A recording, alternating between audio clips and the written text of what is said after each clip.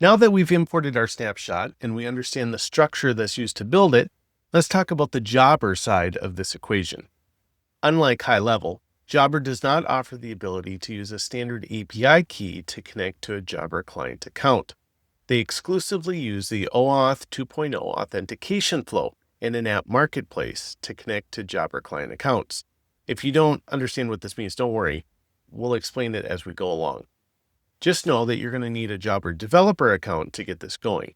So to do this, you can go to developer.getjobber.com and click the sign up link in the menu.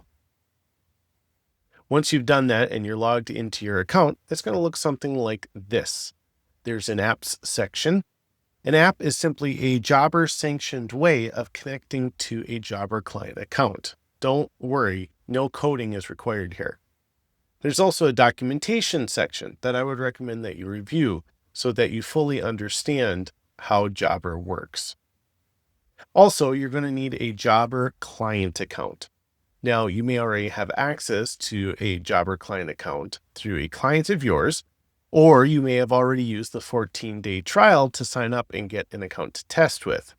If you haven't done either of those, or you simply want a separate sandbox account for doing your integration testing, then you can sign up for a Jobber test account. You can do this by going to the Docs section,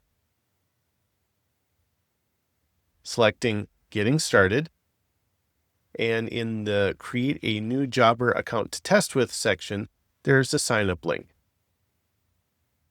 Test accounts are free, but they are time limited, and there are certain functionalities that are disabled. But for the purpose of testing and integration, it'll be everything that you need. So now going back to our apps section, apps can have two different statuses, either draft or published. Draft means it's a private app. It's not visible in the Jobber app marketplace, and there are certain limitations on draft apps. For example, a draft app can be connected to no more than 5 paid Jobber client accounts. Jobber is very particular about this. So if you want a large-scale integration that connects with a lot of Jobber accounts, you're going to want to go through the Jobber app review and publishing process. For the sake of our integration in this course, we're just going to be dealing with the private app.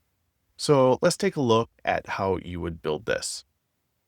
Just click on the New App button in the upper right-hand corner, and you can follow along with what I've already built in my Service Stack demo app.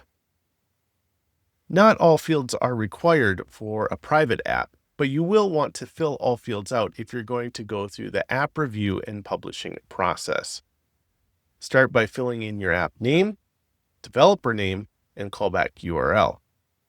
The callback URL is included in the lesson description, and you'll see later on in this course where that URL comes from. Fill out any required fields here. But the really important part is the scopes. Scopes are the parts of the Jobber client account that your app has permission to access.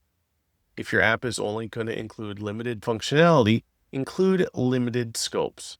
Do not request scopes that you will not actually need or use. These permissions are also broken down into read versus write. If you're making updates in Jobber, you're going to want to include the write permission. Now, some of these scopes are not part of all Jobber plans, such as expenses.